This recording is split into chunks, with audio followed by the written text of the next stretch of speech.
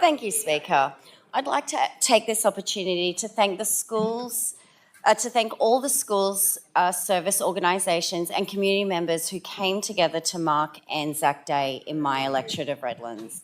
In the lead up to Anzac Day, I had the honour of attending remembrance ceremonies at Victoria Point State High School, Thornlands and Redland Bay State Schools, as well as being represented at Redlands District Special School.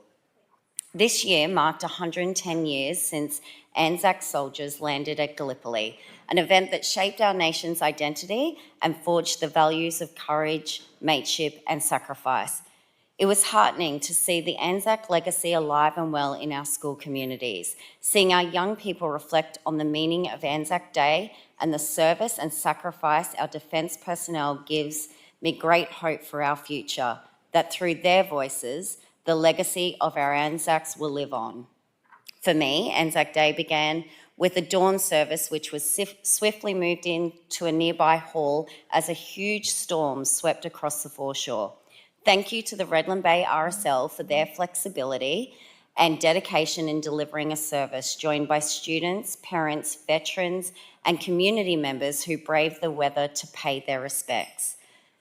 To close out my day, I joined Carragara Island community for their dusk Anzac service. As the sun set over the bay, residents gathered barefoot on the sand to pay tribute to those who served and died for our country. A canoe glided across the water, wreath in hand, silence all around. The service was simple, powerful and deeply moving.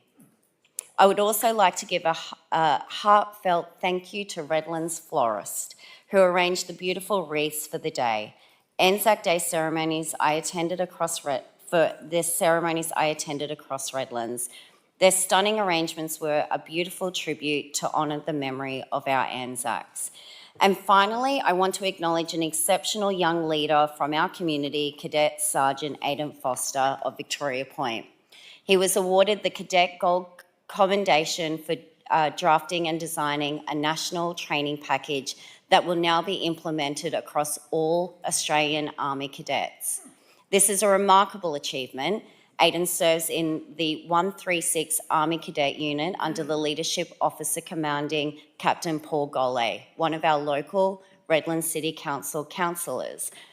The commendation was presented by Brigadier David McCammon, I probably got that wrong, so I'm sorry. Brigadier, thank you. Commander of the Australian Army Cadets and Lieutenant